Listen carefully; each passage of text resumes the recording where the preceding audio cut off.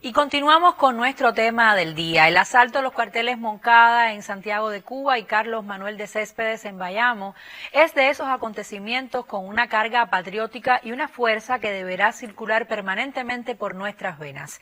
Por años, César Gómez, periodista, colega nuestro de acá de la televisión e historiador, y Daily Sánchez, como usted pudo ver al inicio de nuestra revista también, han investigado sobre estos hechos. Bienvenidos a ambos, nuevamente Daily y a César ahora que se incorpora con nosotros a esta transmisión. Y me gustaría primero adentrarme un poquito, Daily nos hacía un avance de cómo ocurrieron los hechos. Y César tiene un artículo referido a cómo se vivieron los hechos en la Granjita Siboney. Creo que no hay ni fotos de cómo estuvieron allí en la Granjita Siboney los jóvenes moncadistas que luego se convirtieron en los jóvenes asaltantes al cuartel Moncada. ¿Cómo era el ambiente en la Granjita Siboney? ¿Cómo Raúl Gómez García, de quien César es sobrino nieto, escribió el manifiesto del Moncada, el poema que conocemos en la actualidad con el título de Ya estamos en combate, pero no ese no era el título original del poema? ¿Cómo fueron esos primeros momentos antes de la madrugada de la Santa Ana? Bueno, esos primeros momentos realmente ya son en la madrugada. O sea, se están moviendo los muchachos. La granjita primero van llegando en grupos pequeños porque esa es la manera de no llegar todos juntos. Y lo primero que pasa es que muchos de los muchachos que están ahí se dan cuenta que algunos se conocían, pero era tan grande la compartimentación que ellos allí es que se dan cuenta que van a la misma acción. O sea, no se habían visto nunca, se ven allí y eran del mismo barrio o sea, es una de las cosas más interesantes, es en el sentido de que hay un ambiente, te voy a decir, festivo. Yo he leído de las cosas que he podido investigar, hay una entrevista muy linda que dio Aide Santa María, donde ella recuerda que están Abel, está Renato Guitar y están conversando y Renato dice, voy a hacer un chilindrón de pollo. Y Aide le dice, ¿qué chilindrón? Es un fricasé. Y Renato le dice, no, es que así es como se le dice en vuelta abajo, no tiene nada que ver. Y Renato ni era de Pinar del Río, o sea, cosas así estaban bonchando y al mismo tiempo se están preparando, se están poniendo los uniformes. Algunos de ellos se ponen el uniforme encima de la ropa de civil, porque están pensando que cuando termine aquello ellos se tienen que ir de todas maneras, o sea, se quedan con su ropa. De hecho, muchos van a Moncada con los zapatos que traían porque no había botas para todo el mundo. O sea, ahí pasan muchas cosas, pero sobre todo hay un ambiente casi festivo. Nadie se imagina, como decía Daily en su momento, nadie pensó nunca en la muerte, nadie pensó que iba a morir. Sabían que se podían morir y de hecho después los matan a la mayoría, pero ahí hay un ambiente de alegría, de fervor. Fíjate, cuando llegas a la granjita no te puedes imaginar a todo el mundo en un gran salón. La granjita tiene cuartos, tiene lugares, porque además eran muchos, 200 casi son el grupo que está ahí, y están medios compartimentados incluso ahí, pero se caminan, evidentemente caminan, conversan. Ahí pasan muchas cosas que tienen que ver con la organización, con la parte de qué va a suceder, porque hubo muchos de esos muchachos que llegaron a Santiago de Cuba y se movieron por todo el país que todavía no sabían a dónde ni a qué iban. Fíjate la disciplina y la confianza tan grande que tenían en Fidel, el hombre que los movilizó, y ellos muchos piensan que van a justiciar a Batista, que está en unas regatas en Varadero. Y cuando pasan por la carretera central, por Cárdenas, y no entran a Varadero, dicen, caramba, no vamos a Varadero. O sea, se enteran prácticamente la mayoría de ellos en el último momento, cuando ya Fidel se reúne, les explica, y es tanta la confianza que la gran mayoría, o sea, no tenían ningún problema en ir a hacer lo que Fidel estaba diciendo, que era casi una locura, saltar la segunda fortaleza más grande de este país, llena de guardias, de fusiles con todo el armamento moderno, y ellos apenas con unos fusiles de caza, con pistolas, con un armamento prácticamente reducido en comparación a lo que se iba a encontrar. Los soportes ideológicos del asalto al cuartel Moncada y del asalto al Carlos Manuel de Céspedes estaban en ese manifiesto, Daily, que escribe Raúl Gómez García y que revisa Fidel Castro. ¿Qué decía ese manifiesto? ¿Qué dice? Bueno, en ese manifiesto termina diciendo: la revolución se declara definitiva, recogiendo el sacrificio inconmensurable de las pasadas generaciones, la voluntad inquebrantable de las presentes generaciones y la vida en bienestar de las generaciones venideras. Ese manifiesto es un compromiso. Es decir, Raúl Gómez García, que escribía muy bien y además tenía una cultura tremenda, él hace un repaso por todos los males que está viviendo Cuba en ese momento, y a partir de varios incisos, ahora no recuerdo cuántos exactamente, pero de varios incisos, van planteando cuáles son los principales problemas sobre los que se va a enfocar el movimiento. Es decir, una vez que triunfe o que se inicie, que se desencadene la lucha armada. Es cuando uno lo compara con la historia de Marcel Veraz, se da cuenta, ahorita lo hablamos, la historia de Marcel Veraz, ya Fidel profundiza más en eso, pero la esencia, la génesis está en ese manifiesto de la nación. Y lo curioso es ver, lo curioso no, pero lo que llama la atención es ver cómo Gómez García es capaz de escribir eso, es decir, por mandato de Fidel, la identificación de pensamiento que tienen, que es tal que realmente ya cuando Fidel tiene poco tiempo de revisarlo, lo habíamos visto con César ha escrito sobre eso, y realmente tiene muy pocas modificaciones. Ya lo revisan en el trayecto cuando van hacia Santiago de Cuba, que se van en el mismo carro juntos. Ahí se explica por qué van a la lucha, por qué la república no puede ser bajo los designios de un solo hombre, cómo es importante fundar la república nueva con todos y para el bien de todos. Es decir, es un manifiesto que está impregnado del pensamiento y del sentimiento martiano desde el inicio hasta el fin, con también la idea de la fraternidad. Había mucho, es decir, en el caso de Raúl Gómez García había sido de la juventud masónica y manejaba también mucho estos términos de lo que era la fraternidad entre los hombres. Ahí estamos, es decir, los principales problemas, la esencia martiana, la necesidad de que el país, de que todo fuera con todos y para el bien de todos, y ya tú te vas dando cuenta que no se trata solamente de un cambio de gobierno, es decir, de que se fuera Batista, sino de que esa juventud iba por cambios un poco más profundos, un poco más allá del cambio de una persona de la presidencia de la República entonces. Y el lirismo de ya estamos en combate. ¿Cómo surge ese lirismo? Ese lirismo lo lleva Raúl dentro. Raúl es poeta prácticamente desde que es un niño. Y el poema tiene una inspiración. Nosotros estábamos hablando, Daily íbamos a investigar, habíamos hablado mucho de estos temas. Evidentemente él escribe el poema al mismo tiempo que está escribiendo el manifiesto. Yo estoy casi convencido de las cosas que hemos visto, que es que Fidel le da la tarea de escribir el manifiesto el 24 de julio. En una noche, la gente recuerda a Raúl con su maquinita de escribir en el apartamento 25 y yo, mientras otros tienen otras tareas, Raúl está tecleando y tecleando y tecleando el manifiesto. Y el poema tiene que haberlo escrito evidentemente en la casa, horas antes, porque incluso durante, como decía, en el trayecto en el que van Fidel y Raúl desde La Habana hasta Santa Clara, Fidel no ha tenido tiempo de leer todo lo que Raúl escribió, y había tanto pensamiento común a partir de las ideas martianas, como decía Daily, que evidentemente en un carro yendo hacia el combate prácticamente y hacia Santiago de Cuba, tú comprenderás que Raúl evidentemente se lo dio a leer. En esa época no habían computadora, 3 copias, eso estaba escrito, un solo original escrito a mano. O sea, y fíjate que evidentemente durante el viaje lo leen. Raúl se lo lee, Fidel a lo mejor le hace señalamiento. Eso en la historia es imposible recogerlo porque no hay testimonio sobre eso. Y Raúl después, cuando se cambia de carro yendo hacia el Moncada con los otros compañeros, él les lee el poema. Porque parece que él quiere saber cómo suena. Es un poema inconcluso. Yo me imagino que Raúl pensó terminarlo a lo mejor en Siboney o en Santiago, pero bueno, y ese sí era de los que sabía dónde iban y a qué iban, porque era obviamente un hombre de absoluta confianza de Fidel. Y él, cuando se cambia 2 veces más de carro, él a todos que van con él les lee el poema. Él está pensando, quiere saber si eso que él ha escrito con el corazón le llega a los demás. Se dice que después lo lee en algún momento en la granjita Siboney. De eso también hay pocos testimonios. Como yo te decía, la granjita está llena de pequeños pedacitos, pero seguramente también lo leo yo allí, junto con el manifiesto, que allí sí se lee, se habla mucho del del tema de la lectura del manifiesto. Pero ¿cómo tú no puedes separar al poeta, al joven, que es asesinado a los 24 años, joven enamorado, era un hombre absolutamente enamorado de la vida, de las novias que tuvo, de su madre, de la historia, por supuesto, del país? Eran unos martianos fervientes desde la cuna.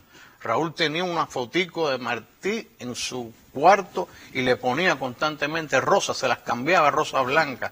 O sea, era una persona de esa sensibilidad. Por eso es que una de las cosas más preclaras de Fidel es saber quién sirve para qué. En un momento en que tú crees que está en otra cosa, pero es la visión del líder. Este es el hombre que puede llevar las ideas de la generación del centenario al papel. Y esa es la tarea que le da. Hay muchos estudios que si Raúl Gómez, porque había un comité militar, un comité civil, eso los historiadores Raúl Gómez no está en ningún comité y está en el centro de todo. Fíjate qué interesante, porque no hay manera de disfrutarlo. Él era el hombre que tenía que escribir. Porque Fidel no tenía tiempo, Fidel estaba organizando el asalto en Moncada, más todo lo demás, más estaban en La Habana con el peligro de ser apresados. En el apartamento 25 yo habían armas colgadas del balcón, porque hubo varios registros. O sea, vivían en una tensión tremenda. ¿Y cómo este hombre de 24 años puede sentarse, concentrarse y escribir? El manifiesto es larguísimo, es muy largo. ¿Cómo pudo hacer eso prácticamente en muy poco tiempo? Es casi imposible. De hecho, él no logra concluir el poema. Por eso no tiene título, eso se le da después. El poema es inconcluso, o sea, está así. Además, cuando lo lees te das cuenta que él no terminó, no tuvo tiempo. Porque ya también me imagino que en algún momento Raúl Gómez participa en las prácticas de tiro. Eso se sabe. O sea, en medio de todo aquello también, porque él va a disparar. De hecho, es de las personas que está escogida para ir a un lugar. Y el tema del hospital es un tema muy interesante, porque se escogen a las personas que van al hospital, y eso es parte de las decisiones de Fidel. ¿Por qué Abel Santamaría va al hospital? Porque Fidel quiere que Abel Santamaría es el hombre que tiene que sobrevivir a los hechos. Fidel está convencido de que ahí después, en el cuartel, los que van a la posta 3 van al lugar más peligroso. Y él escoge un grupo de compañeros y compañeras, las dos mujeres, y los manda al hospital, que está del otro lado de la carretera central, porque el plan militar era muy bueno. Se suponía que cuando el grupo principal atacara por sorpresa las barracas donde dormían los guardias, esos guardias saldrían por detrás, hacia un patio que hay atrás. Y ese patio, entre ese patio y el hospital... Lo que hemos ido en Moncada, nos lo imaginamos. Ahora tú lo estás contando, César, discúlpame que te haya tuteado, pero lo estás contando y me parece que lo estoy graficando. O sea, ¿dónde queda el hospital? Exactamente, ¿Dónde queda el Moncada? otro lado. Del otro lado de la carretera, y lo recuerdo perfectamente, que es que efectivamente las postas quedan en un lugar y van a salir a ese patio. Claro. Se supone que los guardias aterrorizados porque están durmiendo. Eso después se malogra por la sorpresa que no pudo ser, pero esa era la idea. De hecho, Raúl Gómez es de los que se pone en las ventanas, unas ventanas Miami, que son las desde donde se ve, desde el hospital, se ve el patio de Moncada. Era para tirar al blanco, ¿no? Ahí eran, o sea, esas personas que van al hospital eran los que corrían menos peligro. Pero había un segundo plan que es muy poco o menos conocido, que por qué va al hospital, por qué va el doctor Mario Muñoz. No solo porque es médico y él va a atender a los heridos. Mario Muñoz es radioaficionado. ¿Por qué va también Raúl Gómez García? Bueno, además del poeta, y porque había un segundo momento en el que ellos debían tomar, mientras se producía el asalto, un asalto que se suponía que ellos iban a tomar el cuartel, se iban a trasladar a la emisora oriental de radio, donde está hoy el telecentro, que es relativamente cerca. O sea, podían ir caminando, porque desde allí, desde la emisora, se suponía que se leyera el manifiesto de la Nación. Ellos traían consigo y se llevaron desde La Habana discos, música con música de arenga, le dijo Fidel a Nati Revuelta, que es a quien le da la tarea de escoger. Ellos se llevan todo eso. Había un programa de radio que tenía que movilizar a la ciudad de Santiago de Cuba, precisamente para que no pensaran lo que primero se pensó, que era que los guardias estaban fajados entre ellos, porque como los muchachos se vistieron de uniforme de la dictadura, y ese era el objetivo, era movilizar a Santiago de Cuba, que es la gran ciudad rebelde de este país, para que salieran a las calles, para que apoyaran lo que estaba pasando en el cuartel.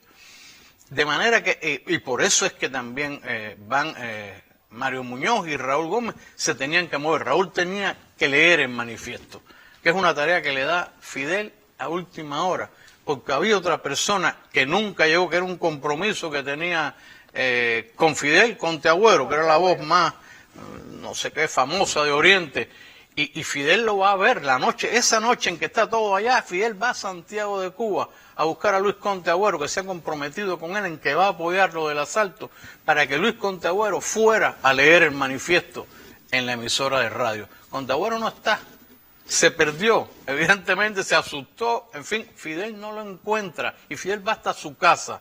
Y cuando Fidel regresa en el carro hacia la granjita Siboney, le pregunta, Fidel, ¿y ahora qué hacemos?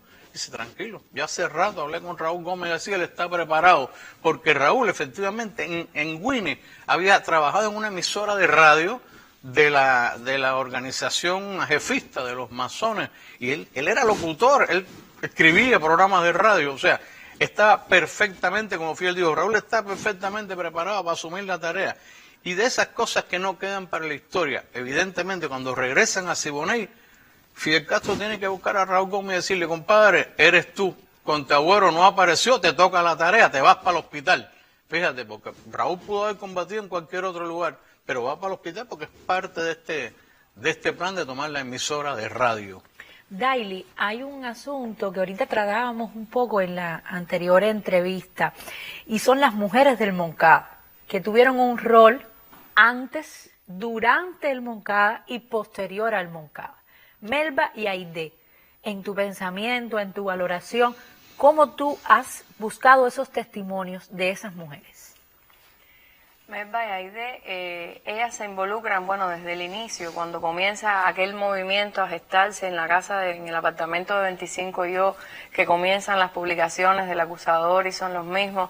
Aide, bueno, está en la casa y Aide presencia todo lo que tiene que ver con las primeras reuniones, con las organizaciones, es la que incluso le prepara la comida a los muchachos cuando van allá, que casi siempre estaban metidos en la casa, como ella dice, que comían allí, y estaba, por supuesto, siempre pendiente de su hermano, de Abel.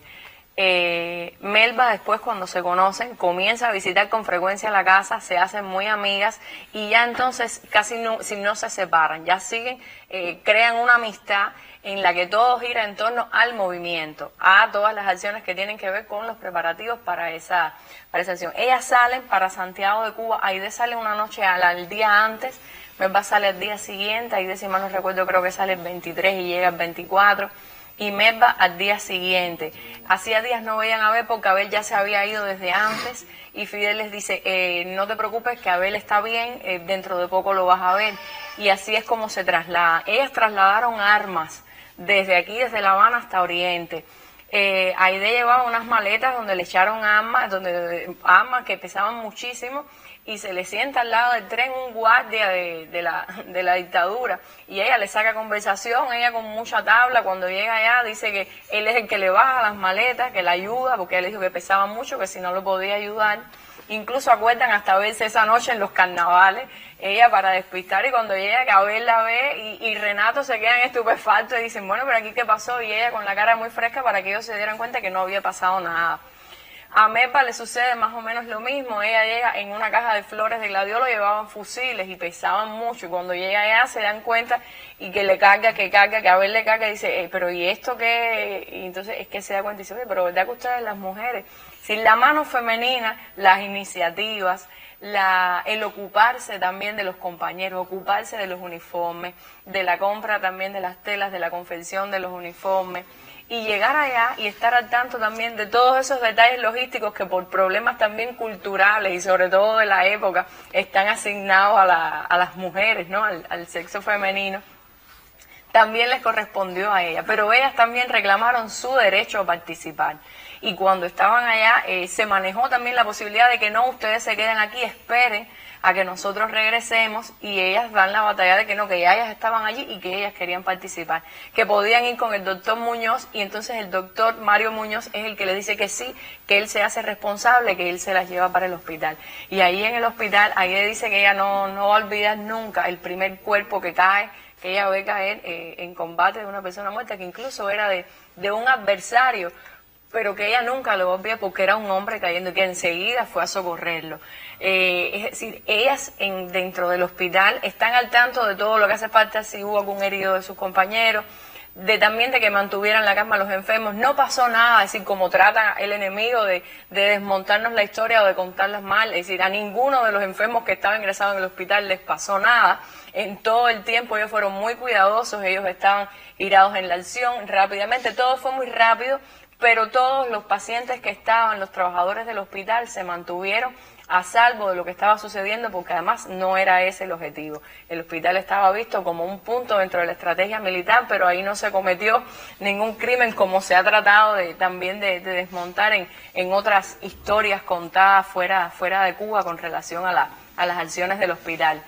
Y ellas estuvieron allí y les tocó el momento en darse cuenta que todo, que se estaban disminuyendo los tiros y de haber decirle, ustedes tienen que prepararse para vivir, porque lo más fácil ahora es morir. Y lo más difícil va a ser vivir. Ustedes tienen que vivir porque nosotros vamos a morir, pero ustedes sí van a vivir. Y tienen que vivir para contarlo. Y ellas quizás no estaban muy conscientes de lo que les estaba diciendo Abel, pero horas después sí lo supieron. Y se dieron cuenta entonces que tenían que ser fuertes. Ahí le dice que hay un momento en el que ya no se siente nada, ni noción del día, ni de la noche, ni de la vida, ni de la muerte. Lo único que tenía era como una nebulosa en la cabeza. No, estaban como vivas, pero inertes a la vez. Pero después, cuando ven a Fidel y saben que Fidel está vivo, ya se dan cuenta que el sacrificio de Abel y de los demás muchachos no fue por gusto. Y se dan cuenta que si Fidel está vivo, entonces ahora sí. Y cierran filas, y entonces cuando empiezan a prepararse para el juicio, para que sacar adelante, sí, para denunciar todas las denuncias de los crímenes cometidos, para salvar la memoria, todo, y sobre todo para también cuidar la vida de Fidel, que fue otra de las preocupaciones. Ya ver que Fidel pudo sobrevivir, que lo llegan a vivar, que Fidel no lo han matado, en las acciones también deciden que hay que cuidar la vida de Fidel durante el juicio, los intentos que hubo de sacarlo, de decir. Ellas tuvieron un papel muy activo y que también trascendió esa misión que puede haber tenido la mujer solamente de preparar los uniformes o de estar aquí en la casa atendiendo a los muchachos. Ellas también exigieron su lugar, su puesto en el combate, fueron hasta allí y después se comportaron a la altura en todo lo que fue la labor de propaganda. Cuando salen a la prisión, ellos salen mucho antes que los compañeros, que los varones que estaban en Isla de Pino, y tienen que entonces darse la tarea de la movilización de las masas y de la propaganda revolucionaria. Y esa fue la otra tarea que ellas tuvieron. De manera que fueron dos, pero que convocaron y que representaron. Aide siempre vivió toda su vida conmovida por las acciones del 26 de julio. Perdió a su novio, perdió a su hermano queridísimo, perdió a muchos amigos, muchachos que conoció, y siempre en Moncada fue una herida que ella tuvo, pero que supo serle fiel a todos esos muchachos hasta el último de sus segundos. De manera que con Aide y con Melba, la mujer cubana, en el Moncada marcó ya también otra etapa en la participación femenina en la revolución. César. Yo quería apuntar porque, por ejemplo, estas dos mujeres que son apresadas junto con el resto de los muchachos cuando ya las sordas batistianas entran al hospital salvajemente, entraron a matar y van sacando gente, confunden heridos con revolucionarios y los van sacando y los sacan, pero ¿a dónde van? Van a las mazmorras de Moncada, donde están produciendo las mayores torturas. A mí Melba me dio una entrevista maravillosa. Y Melba recordaba cómo ella veía los golpes que les daban, empezando por Raúl Gómez García, y ella me hacía así, y cerraba los ojos y decía, y yo veía que el cuerpo iba y venía contra la pared. Todo eso lo vieron esas muchachas jóvenes, además. Y ella recuerda que Raúl Gómez García, hay un momento, están ahí, evidentemente están uno al lado del otro, le dice, mira lo que me hicieron, le habían arrancado los dientes a piñazos. O sea, ¿tú te imaginas en el cerebro, en la memoria, en el recuerdo de esas dos mujeres, haber estado no solo en el combate y todo lo que hicieron después, sino haber estado allí, las tenían en el lugar donde están matando a golpes a esos muchachos prisioneros? Esa memoria no se les olvidó nunca. Melba y sobre todo Aide vivió con eso. Alguien estaba diciendo hace un momento, creo que la propia Daily, que tal vez Aide Santa María fue la última mártir del Moncada. O sea, porque eso la llevó a ella a vivir toda la vida con aquel dolor dentro. Y sin embargo fue la mujer de la cultura que defendió a los artistas, que todo, que creó la Casa de las Américas. Como aquella mujer increíblemente maravillosa vivió tanto tiempo con todo aquel sufrimiento dentro, pensando que lo más importante era eso. Como decía Daily, cuando ellas vieron a Fidel vivo, dijeron, ya, valió la pena el sacrificio de los otros muchachos. César, Daily, ellos fueron los muchachos, pero los muchachos tenían familia. ¿Cómo las familias cubanas, las familias que los jóvenes estaban allá en el Moncada o que estuvieron en Bayamo, que estuvieron en el hospital, que estuvieron en las acciones propiamente, vivieron esas acciones? Porque no son los tiempos actuales, los tiempos en que por un celular podemos comunicarnos con la mamá o con el papá. ¿Cómo las familias, específicamente, César puede tener testimonio de la familia de Raúl Gómez García, pero otras familias, Daily, cómo vivieron esas acciones? Imagínate que en Moncada fueron varios grupos de hermanos, incluso, porque en el Moncada estuvo Pedro Trigo con Julio Trigo, que eran hermanos. Estuvieron los Mateo Orihuela, que también son hermanos. Fidel y Raúl, que son hermanos. Aide y Abel, es decir, fueron muchachos, es decir, fueron familiares, de manera que cuando hubo la noticia, la familia, es decir, hubo muchas familias que tuvieron que vivir momentos muy difíciles, momentos de incertidumbre, y la mayor parte de ellos momentos de mucho dolor. Hubo familias que perdieron a uno de sus hijos porque tenían varios, hubo otras que perdieron al padre de familia, pero hubo algunas que perdieron a lo mejor al único hijo o al que era el sostén en ese momento de la casa. Y en ese momento, quizás hoy todo lo vemos con la revolución triunfante más heroico, y en ese momento parecería una locura, parecería algo que no era quizás desde el punto de vista político capaz de comprender la familia. Bueno, ¿por qué mi hijo ha hecho esto? Porque además, como todo se movió dentro de una clandestinidad tremenda, a mucha gente lo sorprendió. No fue así a la madre de Raúl Gómez García, que conocía muy bien a su hijo, pero quizás a otras madres sí la sorprendió. Entonces, algunas enseguida fueron a Santiago a interesarse, otras conocieron la noticia porque rápidamente dieron los nombres de sus hijos como muertos en combate, otras prefirieron esperar para no comprometer quizás la vida del hijo, que a lo mejor era falsa la noticia y podía haber sobrevivido, y porque además la persona que fuera hasta allí también podía implicarse, es decir, podía ser a lo mejor apresada y juzgada al identificarse como familiar de un participante.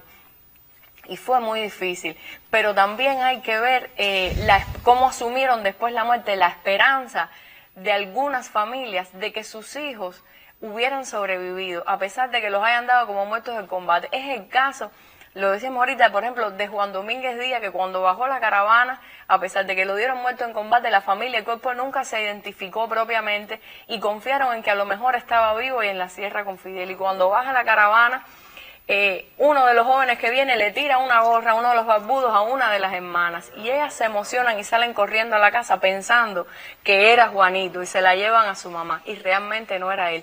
Pero hasta el 59 habían pasado ya 6 años, casi 6 años de Moncada, tenían la esperanza de que su hermano estaba vivo. La familia de Marcos Martí, una señora de allá del cementerio del Caney, guardó la escarapela de una corona que le pusieron allí cuando le hicieron aquel primer enterramiento en el cementerio del Caney.